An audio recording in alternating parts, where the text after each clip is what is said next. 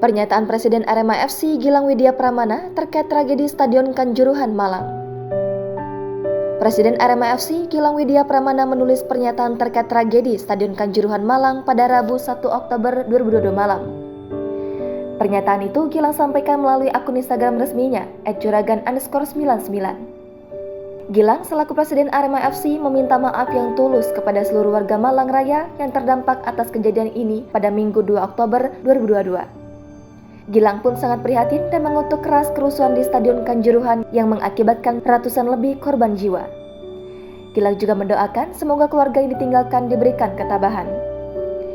Presiden Arema FC tersebut mengatakan bahwa saat ini pihak manajemen terus berkoordinasi dengan pusat layanan kesehatan untuk mengurus para korban.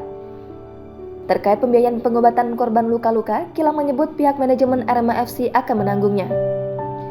Lebih lanjut, Gilang sebut pihaknya mendukung penuh pengusutan dan investigasi yang dilakukan pihak kepolisian. Di akhir pernyataan, Presiden Arema FC menegaskan apabila tidak ada sepak bola seharga nyawa, tidak ada. Berdasarkan data dari BPBD Jawa Timur, per pukul 10.30 waktu Indonesia Barat, Wakil Gubernur Jawa Timur, Emil Dardak, sebut korban meninggal dunia akibat kerusuhan di Stadion Kanjuruhan Malang setelah pertandingan Arema FC kontra Persebaya sebanyak 174 orang.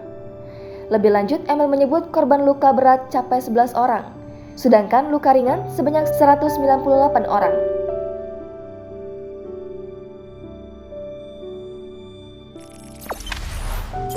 Jangan lupa subscribe, share, komen, dan like ya!